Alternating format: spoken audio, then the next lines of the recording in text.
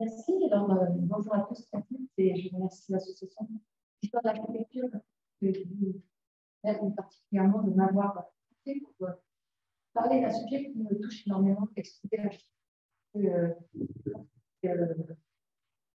et en tout et en j'ai vu 3 expositions d'architecture, dont qui n'étaient pas au musée.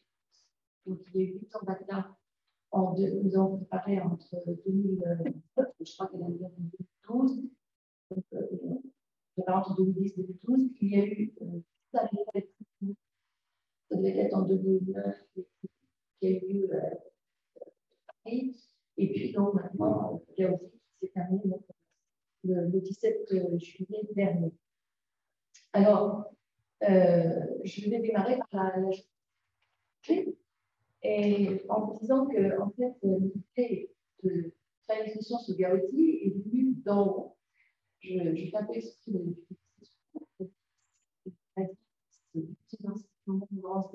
et le directeur du Musée national d'art de Catalogne, LAC, à Barcelone, et PCA, ont eu l'idée ensemble d'organiser une exposition sur Gaudi. D'abord, ça devait démarrer à Paris et ensuite à Barcelone. Finalement, ça a été l'inverse. Lié au problème du Covid et du confinement.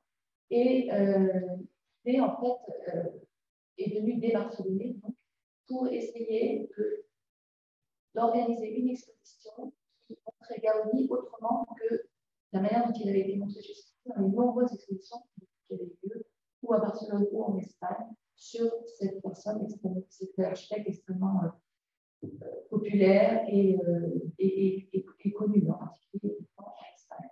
Donc, l'idée première, très probablement, était de lui permettre, par l'ouverture de l'exposition Gaudi à Paris et en France, d'aborder le sujet différemment, puisque Pepe Serra disait souvent que jusqu'à maintenant, Gaudi était comme un génie qui est au retour du ciel. Donc, l'idée, c'est on va essayer de Gaudi et qui appartient à l'époque à une société, à un pays et aussi à l'Europe avec alors,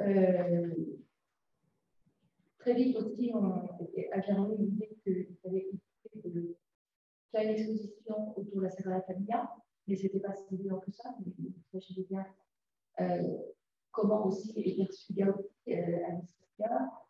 Et la Sagrada Familia, je vous montre une photo prise du MNAC, justement, qui occupe en fait le pavillon d'exposition internationale de 35 sur le Mont Montjuic et qui donne sur la ville de Barcelone, et en particulier sur la Sagrada que vous aviez aperçue.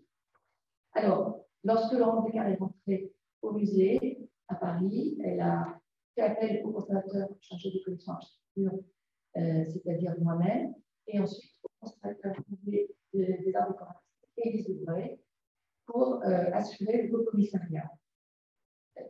Mais nous avons bien entendu travaillé avec un commissaire général, Juan Rosella Huerta, qui est un grand spécialiste de Gaudi depuis longtemps, qui a beaucoup écrit sur Gaudi dans les années 90 avec une approche nouvelle de d'enlever Gaudi sous l'angle essentiellement politique, sociologique, je dirais. Et d'ailleurs, son premier ouvrage, s'appelait Gaudi, architecture, idéologie et politique. Donc, il a permis de faire découvrir Gaudi. En ce qui nous concerne, comme vous l'avez vu au démarrage, nous avons intégré Gaudi. On ne sait pas où est-ce que vous avez repris ce titre. Vous avez remarqué au dernier moment en fait, de l'intervention de l'étude, Gaudi, architecte et créateur de génie, parce que justement, on voulait sortir de notre cadre de génie, même si c'est un génie, bien sûr, mais voilà, un génie qui a vécu comme tout le monde dans une société. Et donc, on a décidé d'appeler notre exposition tout simplement Gaudi.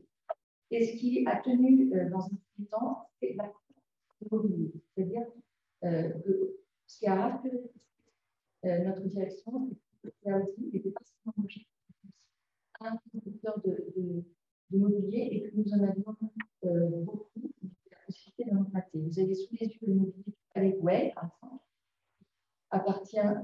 des collectionneurs privés différents sur le meuble. Donc, la très belle coiffeuse du Palais Güell. Là, je montre quelques vues également du mobilier de la Casa Puissance. Et puis, bien sûr, le mobilier de la Casa Bello. À gauche, vous avez regardé qui appartient, tandis que le reste, c'est qui appartient au MNAC. Donc, la plupart des œuvres que nous avons faites, en fait, de cette exposition proviennent de Barcelone, du MNAC, mais aussi de beaucoup de fondages. Et puis, est arrivé le stress de la liste d'heures. Le voit dans la même face, si vous voulez, l'exposition pour lui, en particulier à Barcelone, était une de ses dernières expositions qu'il faisait. C'était un peu l'apothéose en fait, de tout son travail durant les années 90. Et donc, il nous a envoyé, pour nous aider, une liste d'œuvres de plus de 200 items. Une items parce qu'évidemment, les photographies et les dessins de reproduction, c'est pas mal de 200 euros. Mais ça a complètement fatigué le service de l'exposition qui n'a pas du tout l'habitude. Cela où j'ai pensé. Et tout le monde s'est dit que ça allait être catastrophique. Donc, petit à petit, il a conduit avec l'Église que nous fassions preuve de la fabrication de pédagogie et aussi de beaucoup d'enthousiasme dans la salle de l'avion. On n'avait pas présenté 1200 items, même si Juan José Larreta a décidé de présenter presque 1000 numéros à Barcelone. C'était son choix. Donc, avec Élise Dubois, nous nous sommes définitivement distingués de Juan José Larreta. On a Espérance des Craintes et ainsi de suite accepté que l'exposition de Paris n'est pas identique de Barcelone. Parce qu'à Paris, eh bien, Gaudi est beaucoup moins connu. Les visiteurs ne connaissent pas grand-chose, sinon la Granada et le parc Güell. Et d'autre part, quand on sortirait de l'exposition, ben, ce ne serait pas possible, évidemment, de visiter les bâtisses de Gaudi, contrairement à Barcelone. Et donc, nous avons fait un tri dans cette œuvre et on est arrivé à peu près à 200, je me suis plus étonnée. C'était moins de 250 œuvres dans l'exposition. Donc, je vous montre ici une des parties qui est concernée en fait avec qui est consacrée à l'exposition de 1910, enfin, au salon de 1910 à Paris, dans lequel ont été exposées des photographies à la demande de Zébi Güell, mais à l'accueil de Alexandre Duboto, qui était cette année-là donc le responsable des sections architecture au salon. Et vous voyez, ces photographies sont de grands formats, qui sont très particulières, qui sont pas très belles et à voir, néanmoins qui permettent de très bien voir d'une part le parc Güell en construction sur la partie gauche et d'autre part sur la partie droite le parc Güell qui est la fierté de Zébi Güell, le mécène de Gaudi, et notamment des plans. Donc ça aussi, ce n'était pas évident à défendre au musée d'Orsay d'exposer des photos passées, des plans d'architecture. Nous avons mis une petite vitrine où nous avons intégré un événement permettant de voir des photographies du salon de 1910. Et quand même, il y avait un souci. On nous a demandé combien de peintures il y avait dans l'exposition. Mais franchement, je n'arrivais pas au-dessus de 5. Et la plupart étaient des poudres. Donc, la aussi, je dis, c'est attention, oui, on n'avait quasiment pas de peinture. En plus, la peinture a plus difficile à regarder. Donc là, je vous montre une des peintures de Mademoiselle Fernandez de la Coupe qui représentait elle. Et on avait vraiment besoin de cette peinture parce que ça permettait de se rendre compte du personnage de l'œuvre présenter ce jeune peintre comme un prélat à la vénitienne avec son ouvrage qui venait publié sur la microbiologie, installé devant son œuvre qui est la colonnade du parc Güell, dorique produite par Gaudi, avec au fond la ville de Barcelone et la mer. Güell était un poète aussi.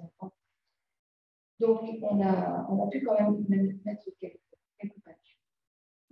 Et puis, une des conditions aussi dans le cadre de la jeunesse de l'exposition, c'était d'avoir un synopsis très serré. Et ça, je l'ai toujours pratiqué dans les quelques expositions que j'ai pu faire, qui permet d'être sûr, à peu près sûr qu'au moment de l'appel d'offres, les scénographes répondent à ce qu'on attendait.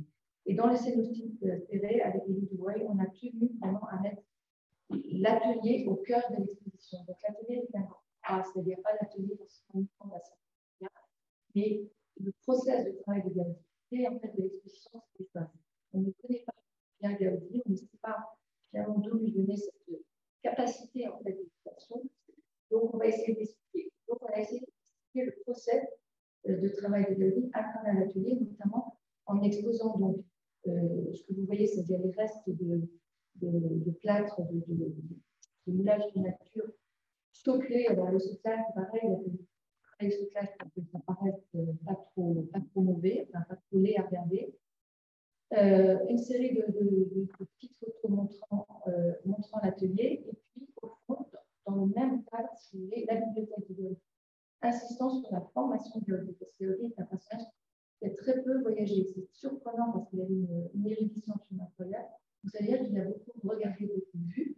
Donc, on avait mis quelques ouvrages de la bibliothèque de l'école d'architecture où il est passé. Et puis, des vues, par exemple, de l'Alhambra par Jean Laurent, parce qu'il a été complètement influencé par l'Alhambra, mais il n'est jamais allé. Et puis, des vues aussi des planches de Owen Jones, mais également des planches des entretiens sur l'architecture de Vieux-les-Ducs qu'il a développé. Et ceci nous préféré donc autour de l'atelier, on pouvait quand même l'atelier au milieu et puis depuis l'atelier tirer les ficelles avec des thématiques. Bon, c'était trop compliqué dans l'espace, mais disons que le scénographe qui a été choisi a vraiment été formidable et je pense que la qualité de l'expression tient vraiment quasiment, enfin, je ne sais pas, à 60% de la téno, je pense, parce que d'abord, alors, c'est Studio Matters, et c'est Joris Lipsch, la partie tech, ainsi que alors, il se trouve que Joris Lipsch, je ne savais pas cette de la sélection, son CV, je l'ai appris plus tard, on est allé souvent en Barcelone ensemble et j'ai vraiment compris que non seulement il avait saisi ce que nous, on voulait faire passer, mais il avait aussi été très très bien. Alors, il s'est beaucoup inspiré des casas, notamment la Casa Mila à gauche, mais aussi la Casa Bayo à droite, en reprenant cette idée que effectivement, Gaudi a pu, dans les étages de ces casas, présenter une organisation spatiale.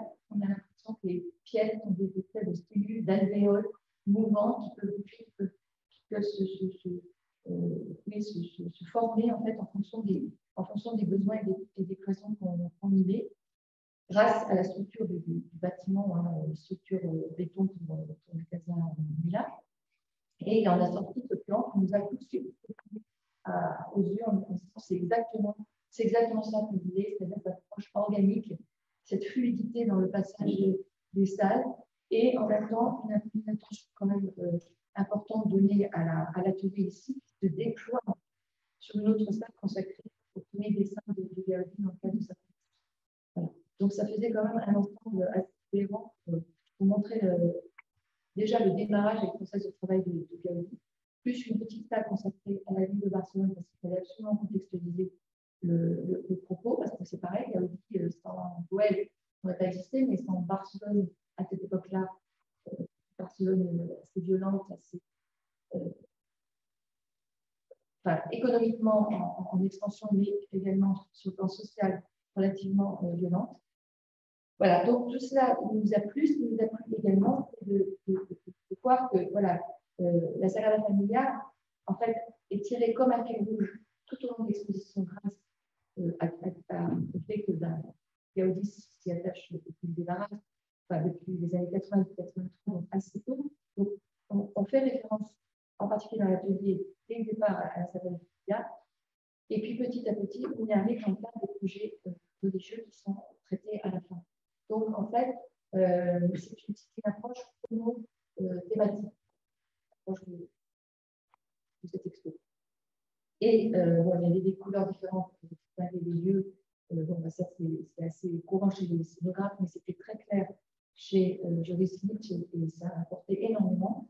Et puis, donc, Florian Pic a travaillé le graphiste et Florian a relevé en fait des motifs de Gaudi dans la plupart de ces casas et les a fait ressortir, les a stylisés juste derrière le mobilier. Donc, chaque fois qu'il y avait du mobilier, il y avait un panneau en fait, qui reprenait un motif pris sur les motifs imaginés par Gaudi dans ses maisons.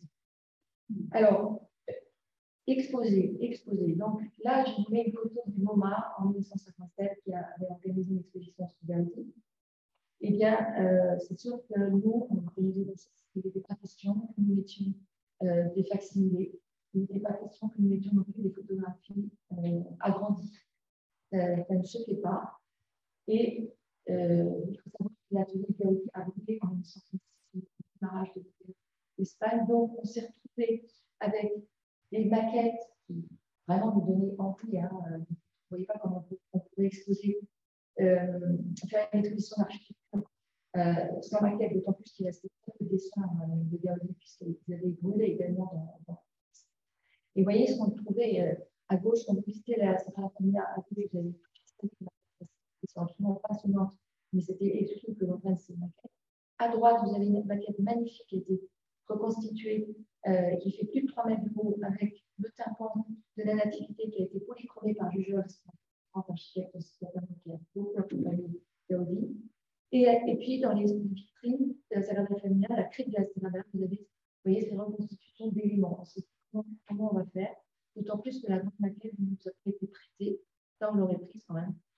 Elle nous a pas été prêtée, elle ne bouge pas la Sagrada, elle n'est pas partie de l'exposition de Barcelone comme première. Alors, on s'est décidé pour 3 maquettes, enfin 4 peut-être. La quatrième, c'est donc le petit chapiteau, vous voyez, qui une sorte de nœud qui fait le lien entre la pile, en fait, les piles de la Sagrada et les fûts qui se dédoublent après le nœud. Et là, on a pris le parti de mettre 3 maquettes qui donnent les versions, en fait, sur lesquelles a travaillé Gaudi concernant les murs et plus particulièrement le percement des murs pour laisser passer la lumière. Donc, des percements, vous voyez, essentiellement circulaires et avec des ébrassements extrêmement importants, laissant passer la lumière. Et ces 3 maquettes, on les a installées au milieu d'autres objets, des dessins, vous avez des chandeliers, des photos, etc. Et finalement, elles sont très bien passées ces 3 maquettes. Les gens étaient très, très contents de les avoir. On a également donc décidé de mettre des photos en telles quelles. C'est toutes petites photos qu'on a l'habitude de s'élancer encadrer. Donc, voilà, on sait comment les mettre en valeur. Mais après, c'est vrai qu'il y a eu tellement de monde dans cette expo que ce n'est pas évident de voir une photographie. Mais on ne pouvait pas ne pas les mettre. Parce que ça nous permet de situer les livres que je vous ai montré tout à l'heure, dans l'espace. Et surtout, en regardant les photos, là, c'est la Casa Bayo, on se rendait compte mieux de comment Gaudi travaillait tout, le plafond, le sol, comment il organisait ses cloisons avec ses parois de bois ou bien de verre. Et puis, bon, on avait quelques voitures, puisque dans chaque casa, il y avait une chapelle, et vous savez, une bonne partie du mobilier voiture. Là aussi, c'est un exemple pour vous montrer la partie consacrée à l'académia, avec aussi des petites photos montrant les intérieurs. Et on avait osé mettre sur la droite 2 photos, 2 cadres, l'un sur l'autre, de photos très précises pour montrer la casillante qui n'était pas un pro du béton armé, avec même utilisé le ciment armé pour la Casa Milan, lui permettant après de dégager donc, les plateaux des étages. On a mis donc des dessins, et là, aux surprises, ces dessins ont eu un succès incroyable. C'est-à-dire que moi, je l'ai vu en faisant des groupes, mais aussi je l'ai vu après en passant. Donc, ce qui montre bien que lorsque des dessins sont beaux, sont bien travaillés, sont bien dessinés, ils attirent. Ils n'attirent pas que des personnes qui ont l'habitude de regarder des dessins, ou que des étudiants en architecture ou des architectes. Ça m'a beaucoup touchée de voir comment les gens étaient capables, à travers le dessin de Gaudi, de comprendre son intérêt pour le passage de la lumière, son intérêt pour le travail des matériaux, la diversité des matériaux aussi. Et puis, comment il a été nourri au début par l'art arabe, l'art espagnol, et que l'on voyait très bien dans ses dessins de formation. Donc, je passe parce que je vais plus tard dans les États-Unis. L'autre moyen d'expliquer est d'attirer, de montrer des exemples. Et là, on a eu la chance d'avoir une modélisation qui nous a été proposée par la société GDO. Et donc, on a pu restituer l'atelier parce que ça permet de rentrer tous dans le vif du sujet, de voir combien Gaudi avait besoin de maquettes, avait besoin après avoir écouté dans sa tête, elle avait besoin de mettre ça en forme, en 3 dimensions. Donc, il y a énormément de maquettes dans ce vidéo. Donc, on a aussi quelques dessins, mais peu. Globalement, il dessinait assez peu. Et puis, on a mis aussi, à droite, une installation, puisque Gaudi a inventé des outils pour, là, c'est les 3 miroirs. Ça permettait à Gaudi de positionner des personnes, des objets, des éléments, et ensuite de prendre en photo ce qu'il avait positionné avec les miroirs, de voir donc une vue à 360 degrés de l'objet qui l'intéressait pour faire ensuite, pour reproduire en structure en fait ce qui l'intéressait dans le personnage et tout ça pour la salle familiale.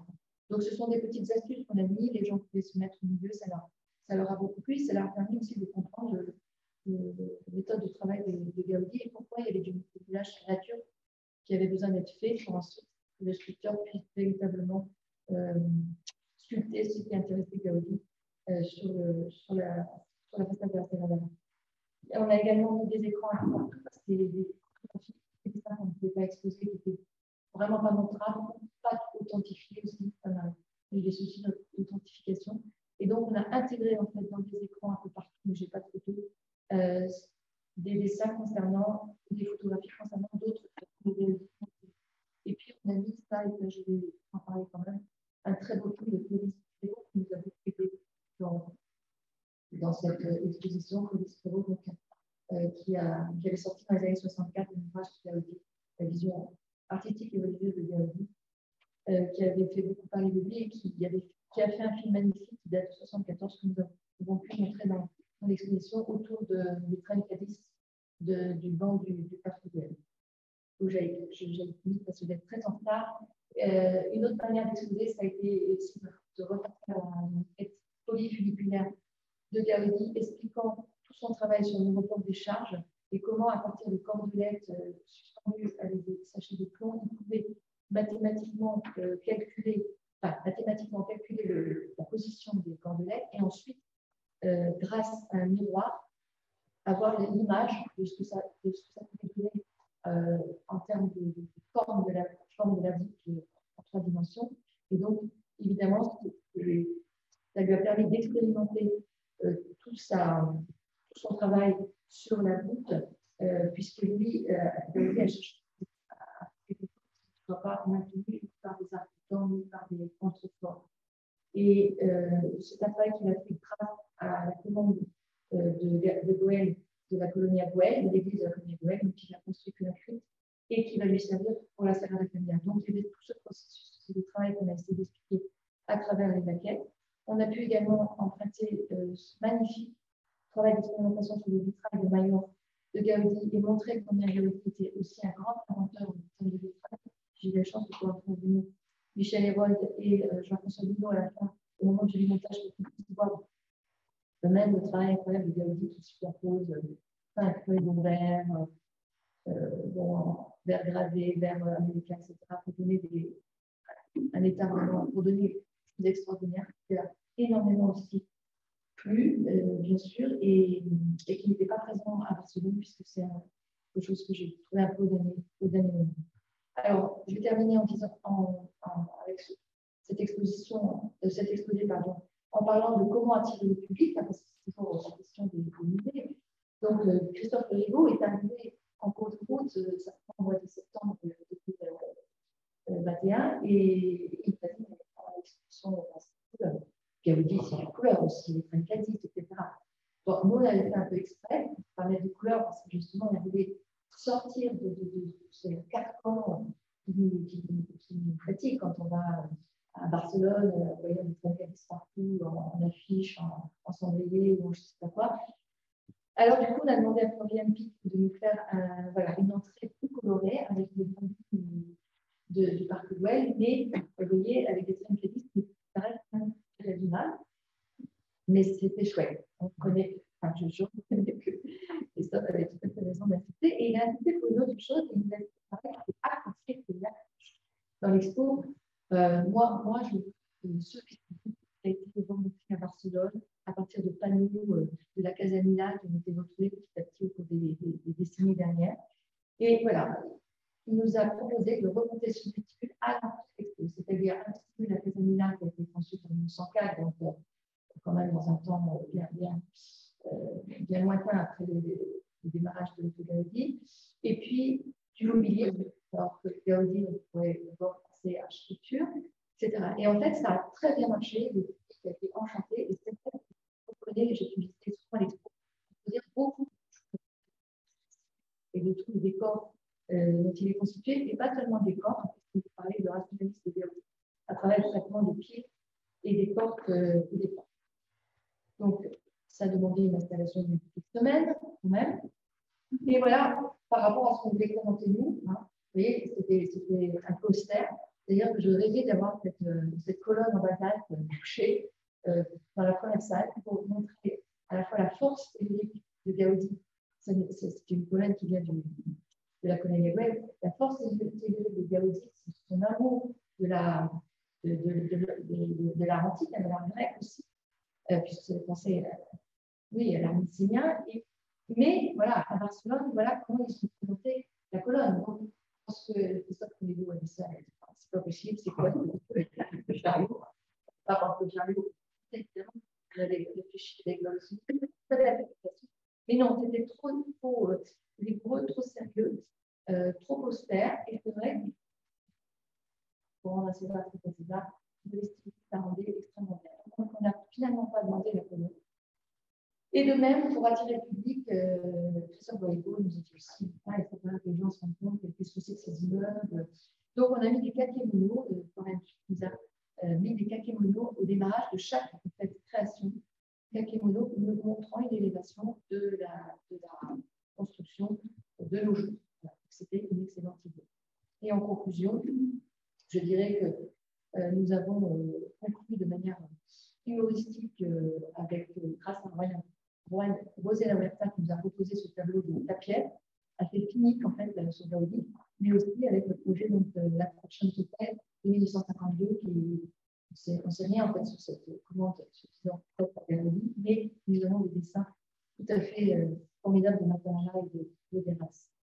Et puis je voulais dire aussi qu'on a quand même sauvé un petit peu les noms à l'auditorium. Je me suis dit les gens des salons, il faut inviter quand même une soirée. Donc, nous avons eu Jordi Sabal et c'est formidable grâce à l'équipe de l'auditorium.